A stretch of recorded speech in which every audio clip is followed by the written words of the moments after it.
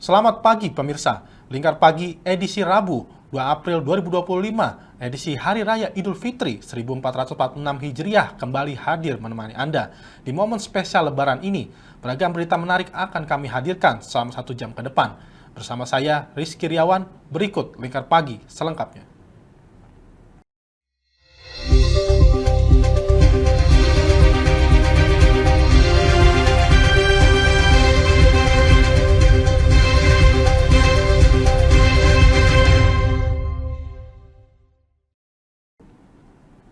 Kasus penipuan online marak terjadi di wilayah Jawa Tengah.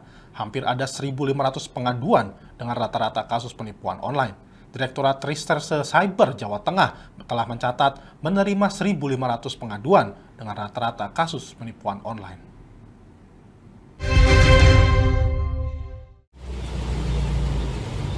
Dengan minimnya literasi masyarakat mengenai pengamanan teknologi informasi atau IT, membuat para pelaku penipuan semakin mudah menjalankan aksinya. Dirres Siber Polda Jateng Kombes Pol Himawan Sutanto Saragih mengatakan, sampai saat ini hampir ada 1.500 pengaduan dengan rata-rata kasus penipuan online. Kasus penipuan online itu berupa pemesanan barang yang akhirnya tidak sampai ke tangan konsumen, mendapatkan pesan di aplikasi WhatsApp-nya berupa undangan, namun ketika dibuka semua data di handphone korban hilang dan lain sebagainya. Dirres Siber Polda Jateng terus melakukan penyelidikan dan tetap merahasiakan identitas pelapor. Selama direktorat ini terbentuk dari Oktober sampai sekarang, ya kan, tentunya laporan pengaduan yang banyak yang kami terima adalah terkait dengan penipuan, ya penipuan online, ya kan, kemudian hampir rata-rata penipuan online, mas, ya hampir rata-rata. Pengaduan yang kami tangani aja sampai sekarang ini kurang lebih dari perpindahan dulu kan subdit 5 Krimsus ya, berubah jadi direktorat tuh kurang lebih hampir 1.500 pengaduan yang kami tangani. Rata-rata penipuan, mas. Ya penipuan. Contoh kayak gini. Jadi ada orang beli mesan barang, ya kan, kemudian barangnya tidak sampai, kemudian ada yang dia dapat pesan singkat di gawainya dia, ya kan, kemudian rata-rata biasanya undangan atau apa gitu ya, dia klik langsung datanya keambil gitu kan. Kemudian banyak juga yang kami temukan juga karena orang itu termakan dengan iklan, ya kan, mendapatkan investasi yang luar biasa, ya kan. Nah, kemudian dia mencoba yang dia buka website, ya kan, ada penawaran itu, nah dia coba, tiba-tiba kena tipu, gitu. Nah, itu rata-rata gitu. Tapi rata-rata sih banyak sih kasus-kasus penipuan online lah. Jadi dia menawarkan di gawainya dia, ya baik itu WA, kemudian di Facebook, kemudian di Instagram, ya kan. Jadi mereka langsung buka itu, ya, otomatis datanya ya terambil gitu. Gini mas, berbicara tentang itu tentunya kita dalam rangka proses penyelidikan ya mas ya, artinya bahwa kegiatan tindakan tersebut pastinya kami lakukan penyelidikan, ya kan. Kenapa kami melakukan tahap proses penyelidikan, ya kan. Jadi proses penyelidikan itu kan kami harus ibaratnya dari pelapor kami harus rahasiakan, ya kan. Artinya apa? Jangan sampai nanti kami melakukan proses penyelidikan tiba-tiba si pelaku itu tahu, ya kan, sehingga dia menutup lagi akses, sehingga kami akan kesulitan untuk mencari informasi terkait dengan aktivitas si pelaku tersebut. Ya tentunya kami akan konsen ya terkait dengan laporan-laporan. Dinas Siber Polda Jateng selama terbentuk mulai dari bulan Oktober 2024 sampai sekarang, terdapat beberapa pengaduan-pengaduan dari masyarakat, khususnya terkait dengan penipuan online. Dari Kota Semarang, Rizky Syahrul, Lingkar TV, melaporkan. Seorang pengrajin belangkon di Kabupaten Batang, Jawa Tengah berhasil merambah pasar luar negeri. Sang pengrajin membuat belangkon batik ini secara manual dan berhasil menembus pasar secara luas.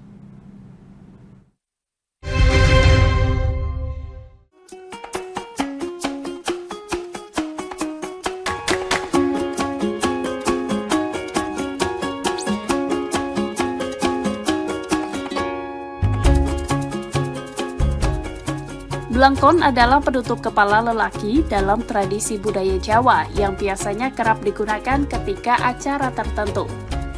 Adalah Misbahun Najib, warga Kalipucang, Kecamatan Batang, Kabupaten Batang, Jawa Tengah ini yang mengaku memilih usaha belangkon untuk mata pencaharian sekaligus melestarikan budaya.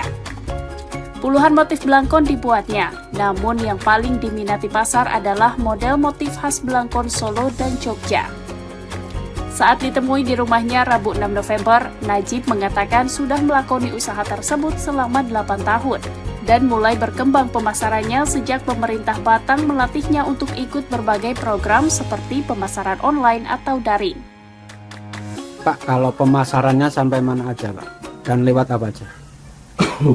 Saya cuma lewat IG, Facebook, sama TikTok baru. Sosial media. Udah sampai kemana aja? Udah sampai kemana aja, Pak? Penjualan Pernah Jepang. Hongkong, Brunei, Malaysia. Kalau di lokal Indonesia sendiri sampai mana Di aja? Indonesia, seluruh kepulauan Indonesia. Selain Papua ya udah semua. Papua belum pernah. Sejumlah kota di luar Pulau Jawa, mulai dari Kalimantan, Sumatera, Sulawesi, Bali, bahkan luar negeri, seperti Jepang, Brunei, Malaysia, dan Hong Kong menjadi pelanggannya. Belangkon batik yang dibuatnya ia bandrol dengan harga Rp125.000 hingga Rp150.000. Ia menambahkan karena pengerjaannya masih secara manual, maka ia hanya dapat menyelesaikan sebanyak 2 buah belangkon dalam sehari. Dalam sebulan omset yang didapat rata-rata 3-4 juta rupiah. Sementara itu Haryono selaku Adiatama Kepariwisataan dan Ekonomi Kreatif Dinas Pariwisata, Pemuda dan Olahraga Disparpora Kabupaten Batang mengatakan pemerintah Batang selama ini terus melakukan berbagai pendampingan kepada para pelaku usaha mikro, kecil, dan menengah, mulai dari pendampingan pembuatan, menghitung harga pokok penjualan atau HPP produk, hingga pemasaran. Untuk pendampingannya, kita melakukan pameran-pameran, terus kemudian kita kirim ke expo maupun festival-festival yang ada baik tingkat regional dan tingkat kabupaten, provinsi maupun tingkat nasional, bahkan ada beberapa pelaku yang sudah go internasional. Pihaknya menambahkan masih ada sebanyak 200 pelaku usaha yang sampai saat ini masih mendapat pendampingan dari pemerintah setempat. Para pelaku usaha tersebut terbagi dalam 17 sektor ekonomi kreatif, antara lain di sektor kria, kuliner, fashion, seni rupa, hingga seni pertunjukan.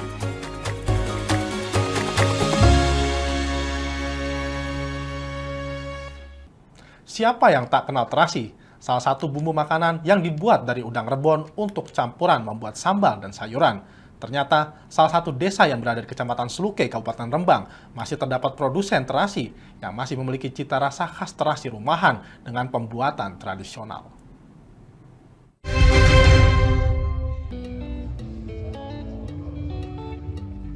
Inilah salah satu usaha terasi milik Ngalimun dan istrinya Siti Nurwati di Desa Lerang, Kecamatan Seluke, Rembang.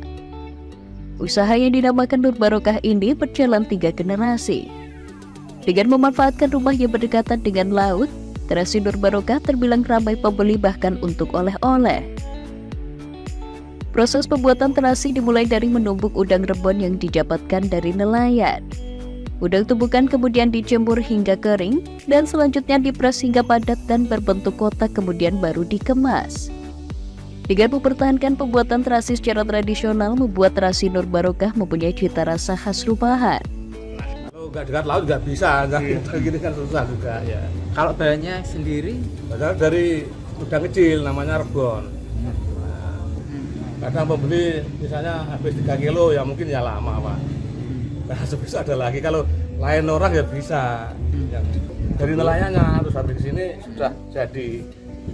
Terus saya jemur paling 2 hari baru kering. Kalau ada panas ya. Penjemuran sampai 2 hari ya Pak? Iya 2 hari. Jualnya berapa Pak baksonya? Ya tinggal satu bungkusnya tadi Pak? Satu bungkusnya 12,5. Terasi hasil produksi Ngalimun dijual dengan harga Rp60.000 per kilogram. Ngalimun berharap terasi Rembang terus eksis dan menjadi potensi bisnis yang menjanjikan. Dari Rembang, Vicky Rio, Lingkar TV melaporkan.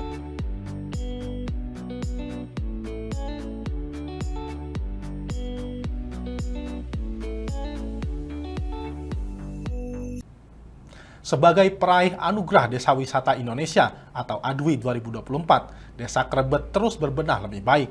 Desa perajin batik kayu itu kini menjelma menjadi industri pariwisata berbasis seni dan budaya yang diunggulkan di Kabupaten Bantul, Yogyakarta.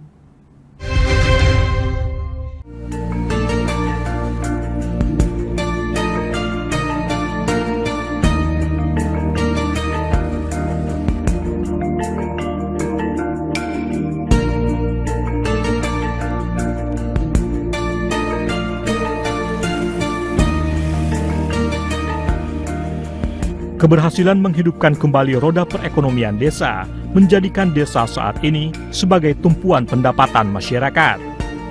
Hal ini yang dirasakan Desa Krebet, peraih Anugerah Desa Wisata Indonesia ADWI 2024, kategori kelembagaan dan sumber daya manusia.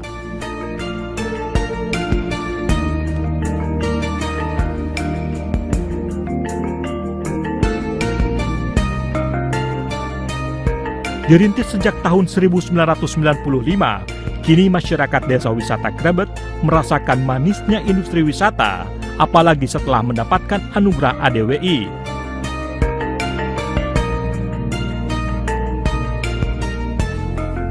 Tidak hanya menawarkan kerajinan batik kayu, Desa Wisata Krebet kini menjelma menjadi destinasi wisata edukasi batik, seni, dan budaya.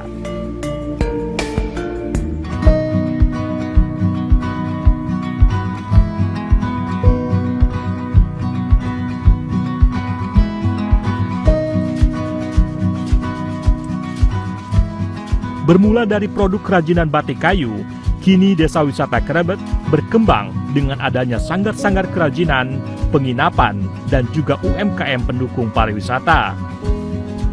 Agus Jati Kumara, Ketua Pengelola Desa Wisata Krebet menuturkan, dalam perkembangan Krebet jadi desa wisata, banyak masyarakat yang dilibatkan dalam industri wisata sehingga menambah pendapatan.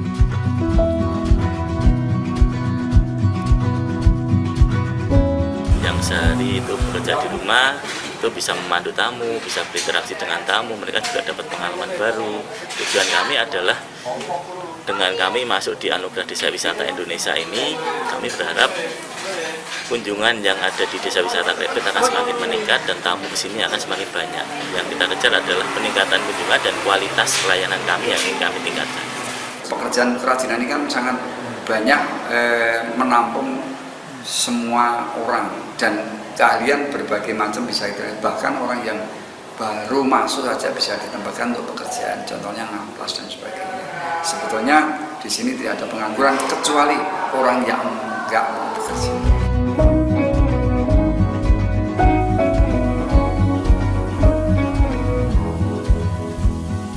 Desa Wisata Krebet saat ini memiliki 55 rumah produksi dengan 200 orang perajin. Bahkan pada libur Natal 2024 dan Tahun Baru 2025, sebanyak 3.000 wisatawan mengunjungi Desa Wisata Krebet.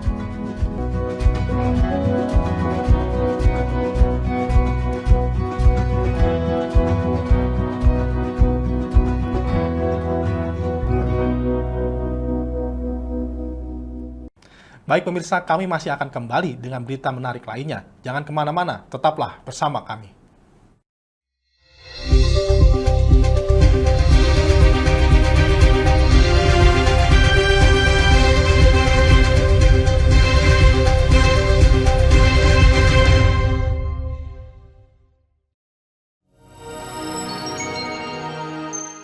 Selain si retinol ini, kalau gitu ngomongin retinol, apa sih dok sebenarnya retinol itu? Bagus nih programnya. Yang saat ini ya kayaknya sudah beberapa tahun yang Wah, lalu. boleh banget nih ditonton setiap hari. Meanwhile,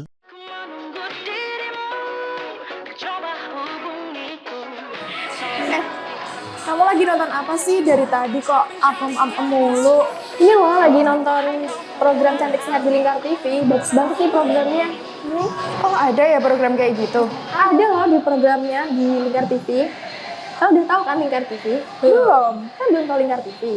Lingkar TV itu TV digital streaming online yang sudah mengantongi izin PSE dari Kominfo dan bisa diakses di HP kalian mestinya. Oh iya? Iya, bagus loh. Coba di-download sekarang.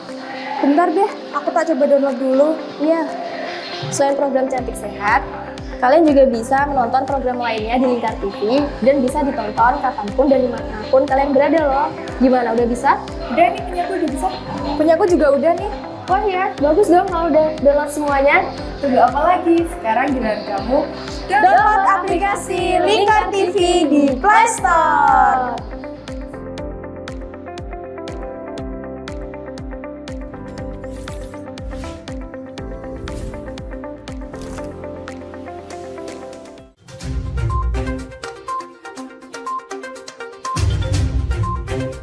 Merangkum semua peristiwa sebagai berita yang penuh fakta.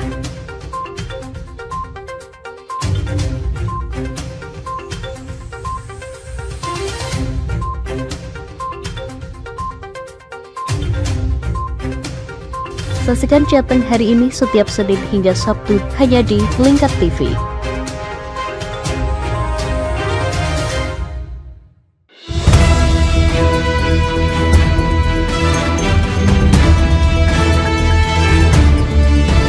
Menemani pagi Anda dengan menyajikan berita nasional dan regional yang dikupas secara akurat dan aktual untuk awali hari. Dalam Lingkar Pagi, setiap Senin hingga Sabtu jam 8 pagi hanya di Lingkar TV.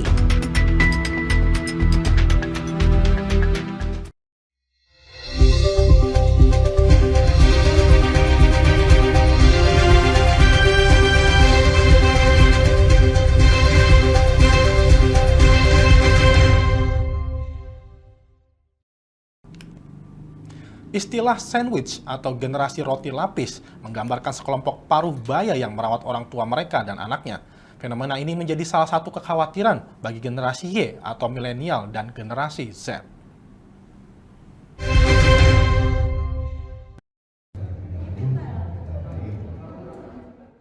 Berdasarkan survei Deloitte, sebanyak 56 juta warga Indonesia atau sebanyak 43% di usia produktif tergolong dalam sandwich generation atau generasi roti lapis.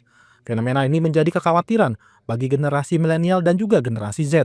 Hal ini juga berdampak pada aspek keuangan dan juga mental. Menanggapi hal itu, psikolog dari Universitas Islam Sultan Agung Semarang, Agustin Handayani mengatakan, tak hanya para pekerja saja yang menjadi bagian sandwich generation, namun banyak juga mahasiswa di Indonesia yang harus menjadi bagian dari itu untuk bertahan hidup.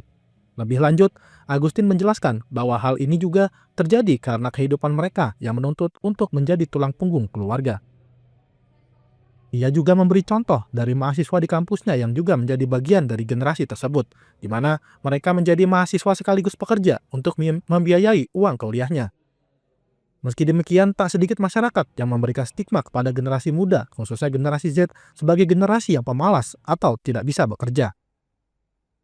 Pertama, diminta oleh orang tuanya untuk menjadi tulang punggung. Saya yakin meskipun sama-sama lahir di generasi Z, ya kan, di tahun Gen Z, tapi kan tadi Mbak, peran terus juga fungsi sebagai anak itu kan akan membentuk karakter dari pribadi seorang anak. Makanya sama saya banyak contoh sih Mbak, kasus misalnya ada Gen Z, tapi karena dia memang diminta orang tuanya menjadi tulang punggung, ya dia bisa bertanggung jawab dia bisa menafkahi adik-adiknya, ya kan, atau mengganti peran orang tuanya, terus tidak mudah menyerah tadi, itu faktanya ada. Di mahasiswa saya kan juga ada yang istilahnya mahasiswa itu kan tidak semua dari keluarga mampu, ya kan Mbak. Nah itu banyak yang kuliah aja mereka sambil bekerja Mbak, kuliah sambil bekerja, dan banyak yang sampai membiayai kuliahnya sendiri. Dan itu fakta, memang ada, bimbingan saya juga ada. Nah, berarti kan sebenarnya label itu kan tidak melekat bahwa semua yang lahir atau menjadi generasi Z itu kan berarti bukan pribadi yang mageran, tapi banyak juga yang tangguh. Makanya kan tadi kembali ke pengasuhan, kembali ke fungsi dan perannya, terus bagaimana peran dia sebenarnya dalam keluarga, seperti itu. Nah itu kan banyak faktor yang memang harus kita sebenarnya lihat satu persatu. Cuma kan ya itu tadi labeling dari masyarakat itu kan istilahnya kan gebiah uyai gitu kan Mbak, bahwa mengatakan bahwa seperti itu. Dari Semarang, Rizky Syahrul, Lingkar TV melaporkan. Di Kabupaten Semarang, terdapat banyak pilihan tempat untuk menikmati indahnya pemandangan matahari terbit atau sunrise. Dan salah satu lokasi untuk menikmati indahnya matahari terbit, yaitu dengan cara menaiki perahu di Danau Rawapening.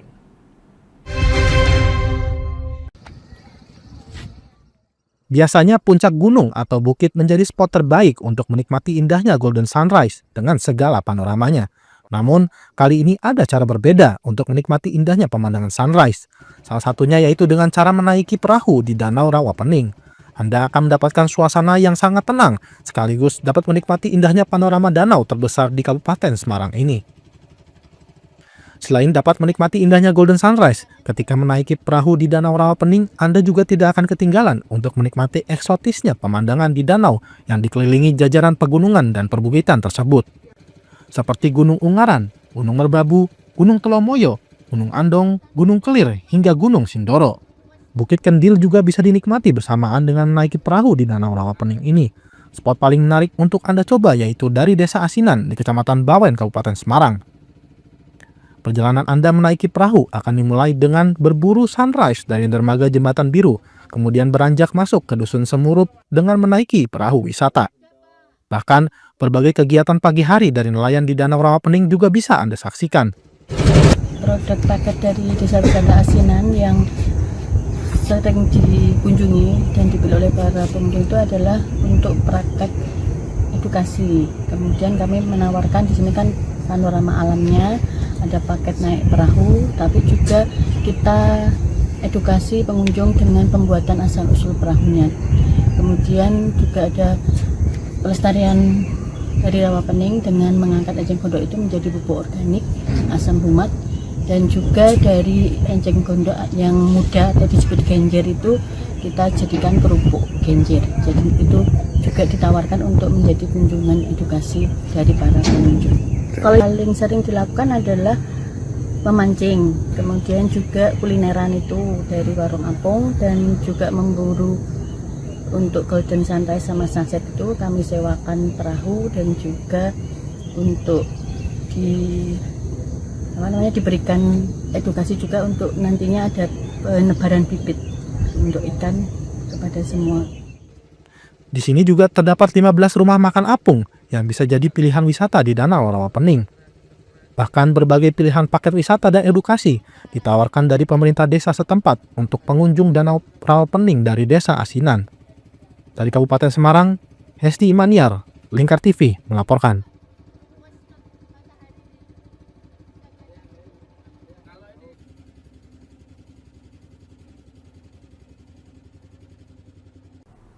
Merasakan sensasi petik melon premium bisa menjadi pengalaman menarik untuk mengisi alternatif liburan. Pengalaman memilih dan memetik menjadi suatu kepuasan tersendiri. Kita cari yang meletek, bahasa Pati ya, meletek terkenal ini. Inilah suasana perkebunan melon premium di Osaka Hydro Farm, Para pengunjung dapat menikmati sensasi memilih dan memetik melon sesuai incaran. Kebun yang berlokasi di Jalan Raya Tayu Juwana, tepatnya di Desa Margotuhu, Kecamatan Margoyoso, Kabupaten Pati ini menyediakan pengalaman yang berbeda.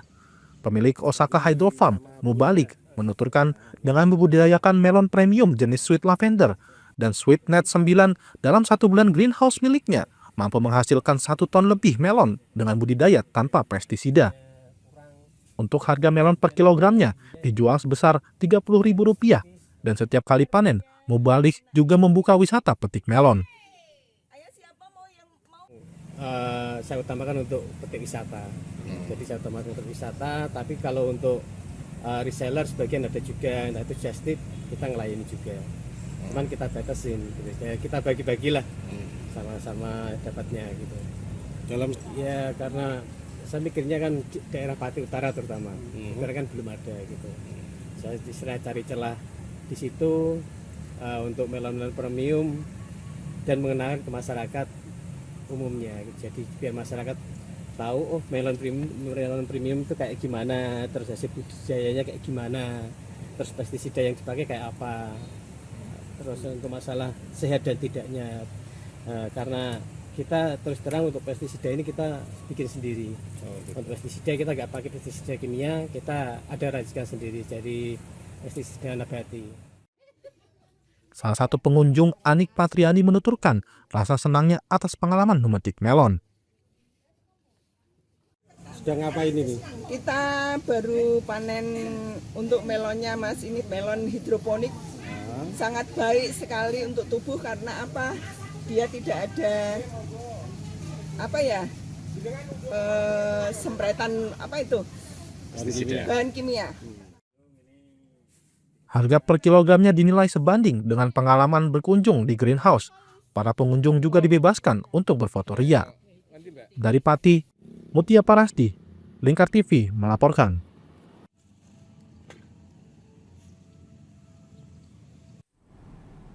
Pengalaman bersantai sejenak, menikmati udara pagi di bawah pohon sono keling dapat Anda rasakan dengan berkemah di bumi perkemahan Sumber Sentul Misik, Kecamatan Sukolilo, Kabupaten Pati. Penasaran bagaimana sensasinya?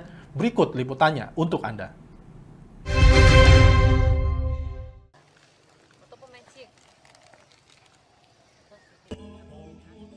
Sensasi berkemah ria berdampingan dengan pohon sono keling dapat dirasakan di bumi perkemahan Sumber Sentul, Desa Sukolilo, Kabupaten Pati.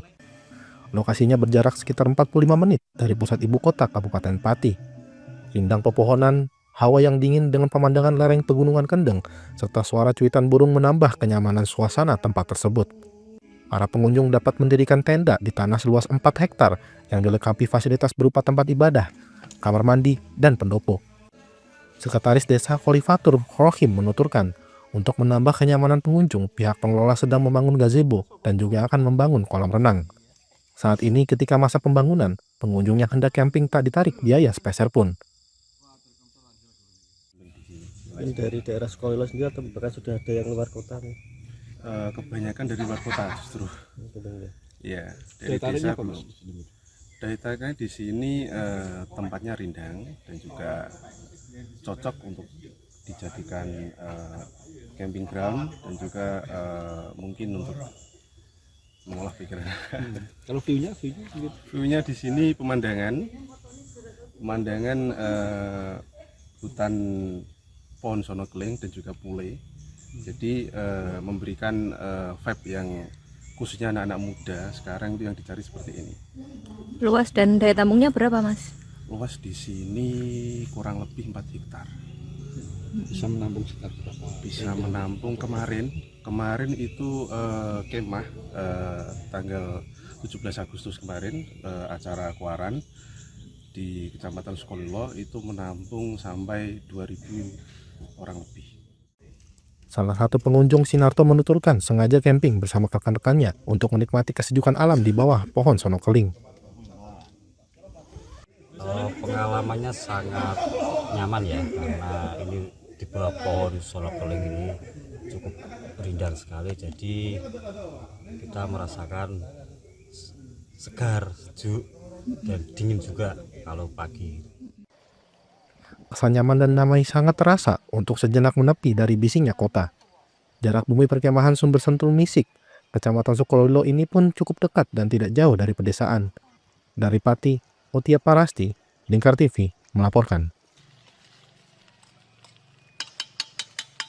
Baik pemirsa, kami masih akan kembali dengan berita menarik lainnya. Jangan kemana-mana, tetaplah bersama kami.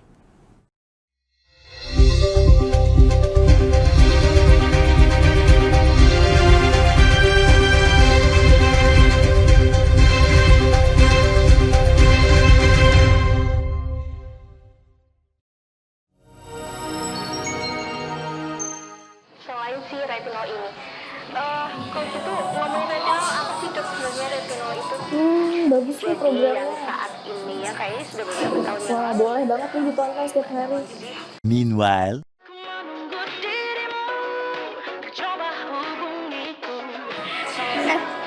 Kamu lagi nonton apa sih dari tadi kok apem-apem mulu? Ini loh lagi nonton program Cantik Sehat di Lingkar TV. Bagus banget nih programnya. Oh ada ya program kayak gitu? Ada loh di programnya di Lingkar TV. Kamu udah tahu kan Lingkar TV? Belum. Kan belum tahu Lingkar TV. Lingkar TV itu TV digital streaming online yang sudah mengantongi izin PSE dari Kominfo dan bisa diakses di HP kalian mestinya. Oh iya? Iya, bagus loh. Coba di download sekarang. Bentar deh, aku tak coba download dulu. Iya. Selain program Cantik Sehat, kalian juga bisa menonton program lainnya di Lingkar TV dan bisa ditonton kapanpun dan dimanapun kalian berada loh. Gimana, udah bisa? Udah nih, punyaku udah bisa. Punyaku juga udah nih. Wah ya, bagus dong kalau udah download semuanya. Tunggu apa lagi? Sekarang giliran kamu download aplikasi Lingkar TV di Play Store.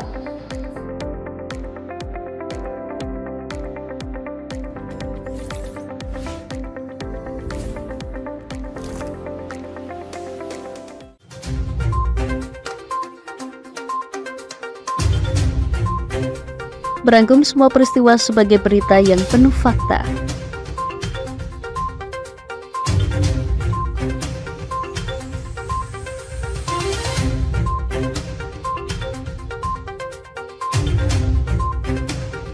Saksikan Jateng hari ini setiap Senin hingga Sabtu hanya di Lingkar TV.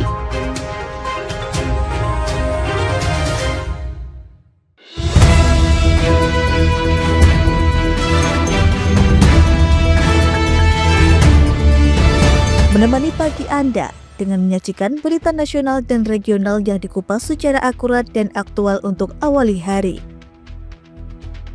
Dalam Lingkar Pagi, setiap Senin hingga Sabtu jam 8 pagi hanya di Lingkar TV.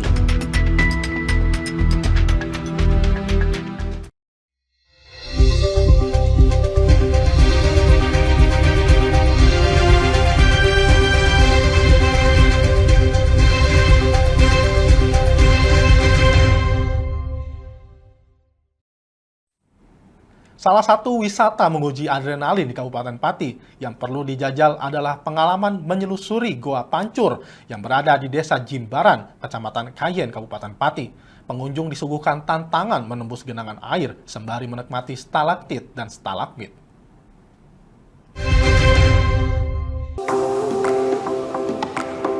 Di Desa Jimbaran, Kecamatan Kayen, Kabupaten Pati, tersembunyi pesona keindahan Gua Pancur dengan sebaran stalaktit dan stalagmitnya. Dengan tiket Rp20.000 per orangnya, pengunjung bakal dibekali pelampung dan didampingi petugas untuk menyusuri keindahan gua sepanjang 1 km. Untuk menyusuri Gua Pancur, pengunjung harus melewati genangan air sedalam 100 cm. Pengelola Gua Pancur Abdul Salam menuturkan pengunjung dipastikan aman dikarenakan petugas siap menuntun dan menunjukkan jalan untuk menyusuri goa. Ada bermacam-macam batuan stalagmit atau stalaktit yang memang menyerupai ornamen-ornamen tertentu. Kalau memang kita masuk ke lebih dalam lagi, ada batu Buddha, kemudian ada yang menyerupai apa itu gentong besar kayak kendi macam itu di sana. Ini kalau ketinggian air berapa? Untuk yang ini kurang lebih 50 sampai 100 meter pertama ini kurang lebih sekitar hampir 1 meteran, kurang sedikit lah, sekitar 80-90 cm. Kalau ada pengunjung yang pengen susur gua ini kira-kira biaya berapa Mas? Oke, untuk Susur gua sendiri administrasinya sekitar 15 sampai 20 ribu per orang. Per orang. Kalau minimalnya ada nggak? Orangnya berapa gitu? Biasanya minimal 2 orang. Minimal ya? Oke, minimal 2 orang. Nanti ada pemandu Pak Legi yang bisa nanti diminta untuk mengantar ke susur gua. Saat ini penikmat susur Gua Panjur masih tersegmentasi para komunitas pecinta alam. Meski demikian, masyarakat umum juga dapat menikmati wisata menyusuri keindahan Gua Panjur. Dari Pati Mutia Parasti, Lingkar TV melaporkan.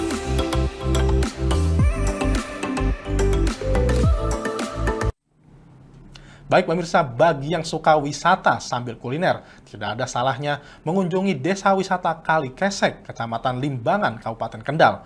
Desa wisata ini menyuguhkan pemandangan alam dan terapi ikan. Selain itu, di sana juga ada home industri manisan kolang kaling.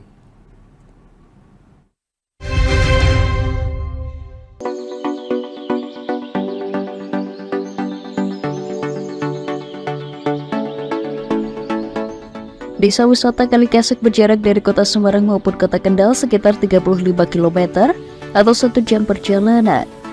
Desa wisata ini memiliki pemandangan alam yang menarik. Selain keindahan alamnya, di desa tersebut juga terdapat kuliner khas yakni manisan kolang kaling. Ahmad Nasirudin selaku pemilik usaha pengolahan kolang kaling sekaligus sebagai pengurus BUMDes Sri Wulan dan pengurus Pokdarwis Kali Kesek menjelaskan di Duku Kali Kesek banyak home industri gula aren dan kolang kaling. Ahmad Nasirudin menampung kolang kaling warga setempat untuk kemudian dibuat menjadi manisan kolang kaling. Proses pembuatan manisan kolang kaling melalui beberapa tahapan, mulai dari merebus, mengupas kulit kolang kaling, hingga memukul buah kolang kaling agar menjadi lebih empuk. Kolang kaling kemudian direndam di air yang mendidih.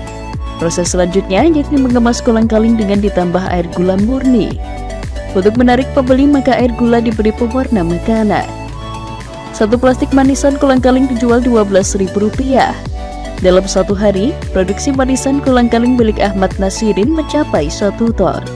Sama pencucian dan pengemasan seperti ini, nah ini prosesnya ya agak lumayan panjang. Tapi alhamdulillah mulai saat ini sudah bisa dirasakan warga sekitar. Rata-rata 1 hari 1 kuintal. Oh, 1 hari 1 kuintal ya.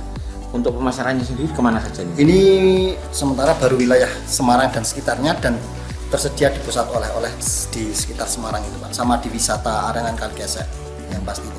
Itu antara 13 sampai 20 ada kalau sudah naik di kelas-kelas tertentu. Ya, masyarakat itu yang panen, yang apa itu, yang produsen dari kulit itu yang dikupas baru setengah jadi baru dikirim ke sini. Awetnya berapa bulan kira-kira Mas? Ini 6 bulan lebih bisa Pak. Ini kalau di kulkas itu malah bisa lebih enak dan lebih lama awet.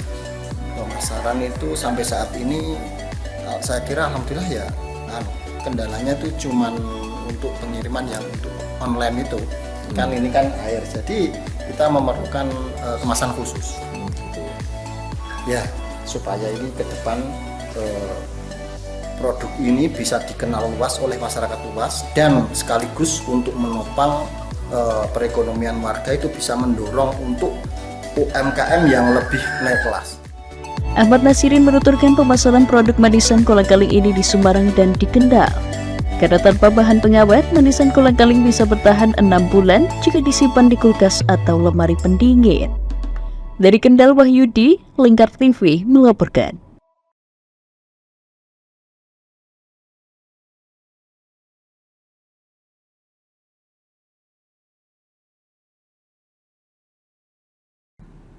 Di Kecamatan Tayu, Kabupaten Pati, menyimpan menu makanan unik bernama nasi ontel. Nasi ontel merupakan kolaborasi olahan jantung pisang dengan santan dan sambal yang pastinya menggugah selera. Penasaran dengan keunikannya? Berikut liputannya untuk Anda.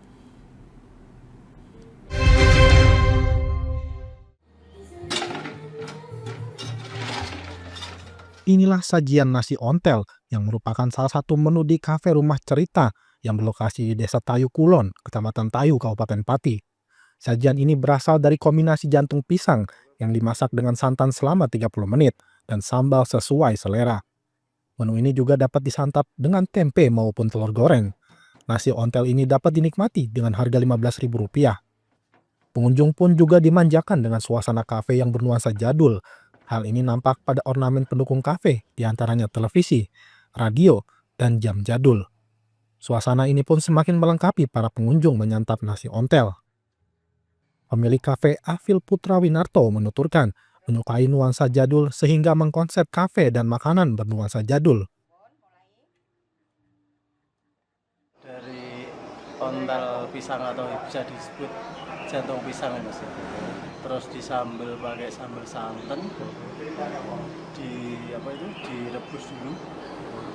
Terus ada kencurnya juga. Dan itu menu andalan di rumah cerita ya Mas. Itu kayak menu khas Tayu atau gimana Mas? Bukan Mas, itu menu khas desa Mas. Desa ya. Kok namanya ontel itu ada kan ya? Iya itu nama dari itu apa?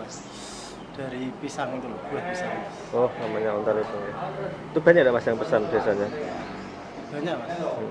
Banyak. Biasanya sehari mungkin bisa berapa porsi gitu? Sehari bisa 12 sampai 15 porsi. Harganya berapa? Harganya 13.000 per porsi. Per porsi. Itu udah pakai telur, tempe sama nasi.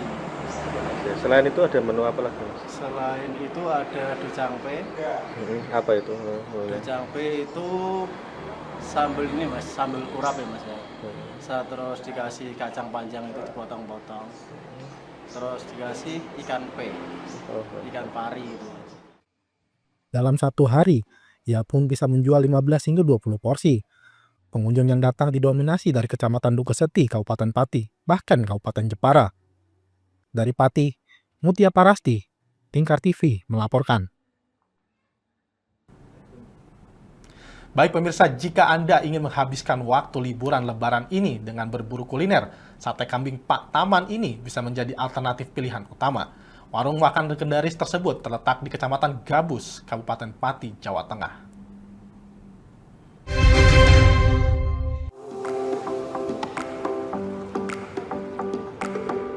Jika Anda pecinta sate kambing, belum lengkap rasanya untuk menikmati sate kambing yang satu ini. Berdiri sejak tahun 1050, kuliner legendaris ini menjadi tujuan para pecinta sate jika berkunjung di Pati. Ya, inilah rumah sate kambing Pak Taman. Lokasi rumah sate kambing Pak Taman sangat strategis, yakni tepat di depan Pasar Gabus, Kecamatan Gabus. Rumisi pemilik sekaligus koki berusia 70 tahun mengatakan bahwa resep turun-temurun keluarganya membuat cita rasa tongseng dan gulai kambing khas dan ngangenin. Rumah sate ini buka setiap hari dari pukul 8 hingga 21 waktu Indonesia Barat. Selain menu sate, tongseng, dan gulai, Rumisi juga menyajikan pepes otak kambing yang gurih dan legit, hanya dengan harga Rp10.000. Rumisi mengaku memotong kambing sendiri, jadi dagingnya dijamin fresh dan berkualitas. Keunggulan daging kambing di rumah sate Pak Taman adalah empuk, bumbunya meresap dan tidak bau perengus. Itu ya 8 itu sehari ini. Sehari sampai 8 ekor ya? Iya. Itu nyembelih sendiri ya? Nyembelih sendiri. Jadi terjamin fresh kayak gitu ya? Iya, ramai banget itu. Memang nggak ada kok sakupaten kok ya.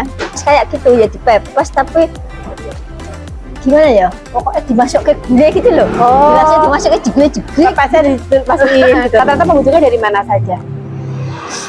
Rembang ada, Juwana ada, terus dari Semarang ada, Pati. Bukanya Bu, bukanya? Buka dari jam 8 sampai jam 9. Satenya tuh empuk, enak, juicy, terus nggak garing tuh.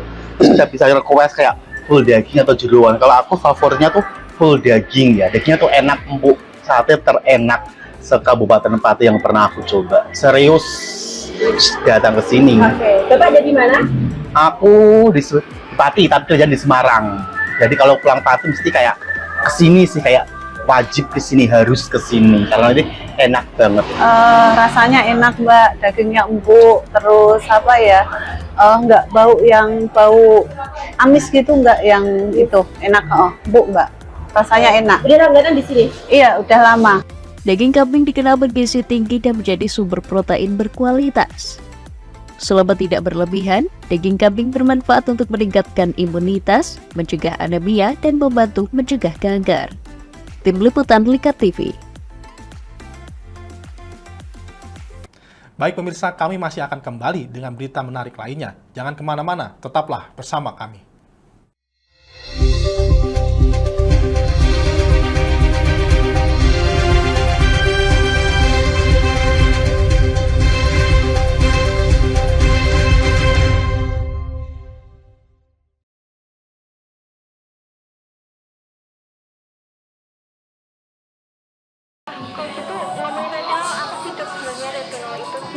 Bagus sih programnya. Saat ini ya kayaknya sudah beberapa tahun yang Wah, boleh banget nih ditonton setiap hari. Meanwhile,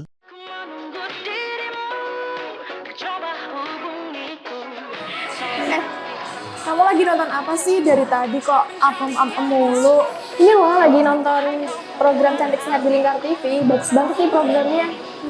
Oh, ada ya program kayak gitu? Ada loh di programnya di Lingkar TV.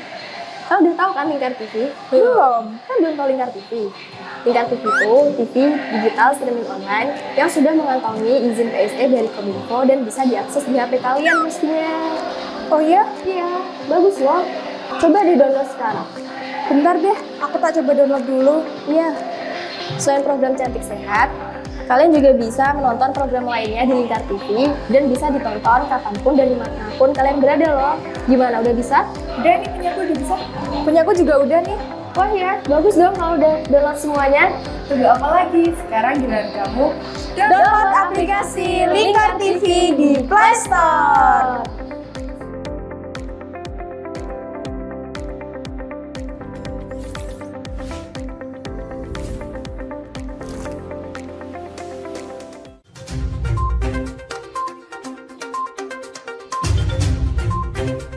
Merangkum semua peristiwa sebagai berita yang penuh fakta.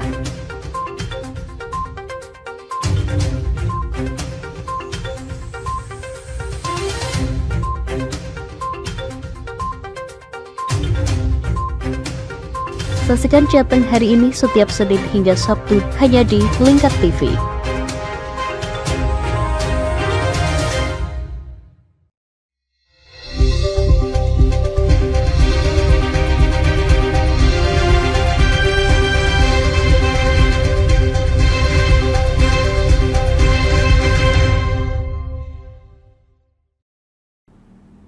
Ulat jati yang bermetamorfosis menjadi pupa merupakan berkah tersendiri bagi masyarakat Kabupaten Gunung Kidul, Yogyakarta sebagai sumber protein.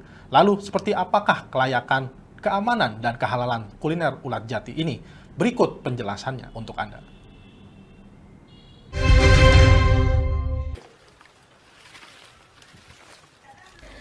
Kepala Laboratorium Entomologi Fakultas Biologi UGM Yogyakarta, Hari Purwanto mengungkapkan, ulat jati yang dikonsumsi masyarakat Gunung Kidul di daerah istimewa Yogyakarta masih aman dikonsumsi sebagai sumber protein.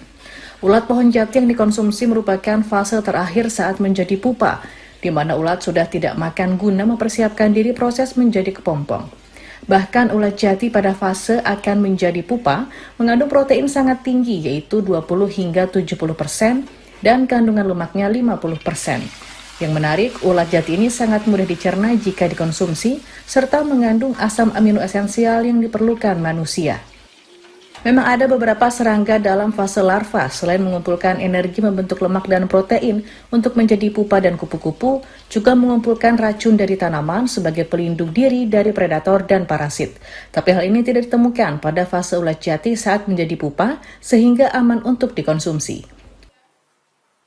Jadi waktu untuk menjadi pupa itu ada fase di mana dia tidak makan, tapi kandungan protein dan kandungan lemak dalam tubuhnya itu paling tinggi, ya, karena airnya itu sedikit dibuang, ya, terbuang, ya.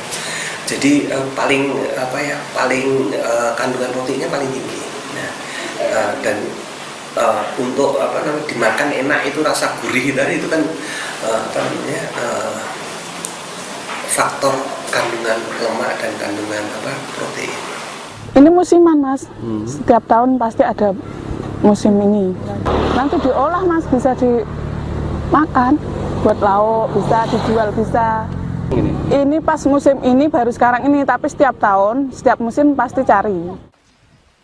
Sementara jika dilihat dari sisi agama Islam, sebagian ulama memfatwakan ulat merupakan binatang yang menjijikan, maka haram untuk dikonsumsi. Namun demikian ada juga sebagian ulama memfatwakan jika dianggap tidak menjijikan, maka boleh dikonsumsi dan halal hukumnya. Sebagian ulama mengatakan sejenis apapun kalau itu ulat itu dianggap maktabas, binatang yang menjijikan, maka haram untuk dikonsumsi. Tapi prinsipnya semua jenis ulat dianggap khobais, maktabas, hukumnya haram untuk dikonsumsi. Tetapi tadi ada sebagian ulama bahkan dari segi alihama itu tidak apa-apa, tidak bahaya, aman. Itu makanya dikonsumsi juga, itu aman. Ada juga yang menyatakan enggak, ulat itu kalau tidak menjijikan ya memang tidak diharamkan. Fenomena ledakan populasi ulat jati sebenarnya sesuatu yang rutin terjadi, namun di titik mana yang mengalami ledakan populasi belum bisa ditentukan. Ketika makanannya tercukupi dan predator atau parasitnya tidak ada, maka dipastikan ledakan populasi ulat jati terjadi.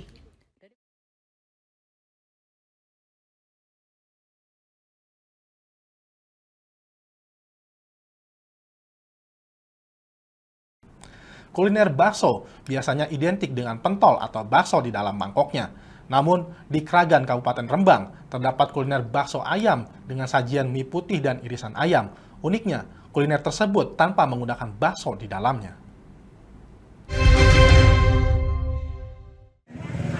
Perkenalkan diri, Sekilas kuliner ini mirip dengan soto, namun ternyata tidak. Warga Kragan malah menyebutnya dengan bakso ayam. Kuliner ini dipopulerkan oleh Tasmiyah, salah satu pedagang di pasar Kragan Rembang. Ide awal kuliner bakso ayam ini agar inovasinya mudah dikenal. Tasmiyah menyajikan bakso ayam menggunakan mie putih dan irisan daging ayam. Sedangkan kuahnya Tasmiyah menggunakan kuah bakso. udah lama, kira-kira udah 17 tahun. Ini ciri khas dari Kecamatan Kragan. Makanan Kragan. Awal mulanya itu namanya bakso ayam, kalau orang nggak kenal ya dinamakan soto ayam. Ini tapi sudah terkenal di sini, jadi dinamakan ya begini bakso ayam.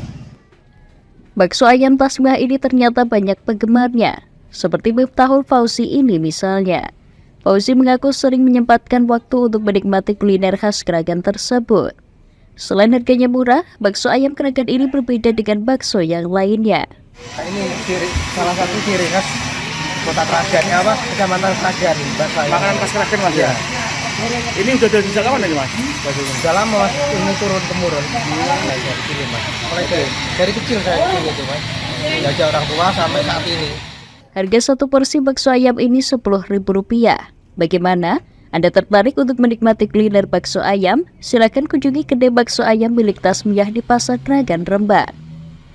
Dari Rembang, Fikrio, Lingkar TV melaporkan.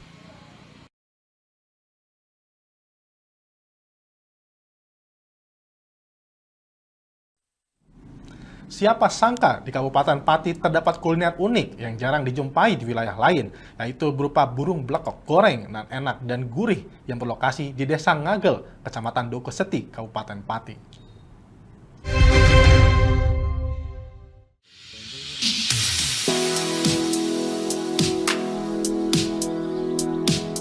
Blekok merupakan burung berwarna putih yang memiliki leher panjang dan kerap ditemui di area tambak ikan maupun di pesisir laut. Salah satu rumah makan di Desa Ngagel, Kecamatan Dokeseti Pati, menyajikan kuliner unik, yakni burung blekok goreng. Rasanya yang gurih dan lezat patut dijajal oleh para pecinta kuliner.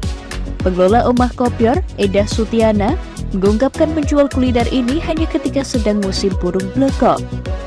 Belum banyak rumah makan yang menyajikan kuliner burung blekok, menjadi ide awal ia berjualan menu tersebut.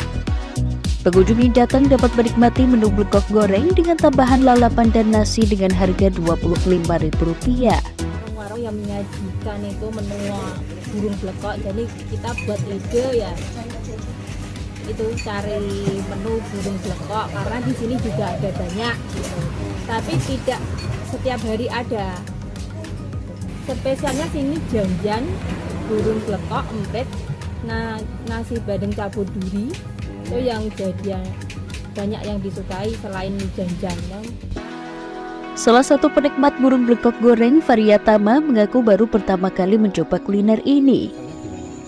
Rasanya nikmat, lezat, mantap. Sebelumnya pernah makan ini? Belum mas, Belum ya? Kuliner blekok goreng bisa dinikmati dengan berbagai varian sambal, seperti sambal merah, sambal hijau, dan sambal cempedi. Dari Pati Mutia Parasti, Lingkar TV melaporkan.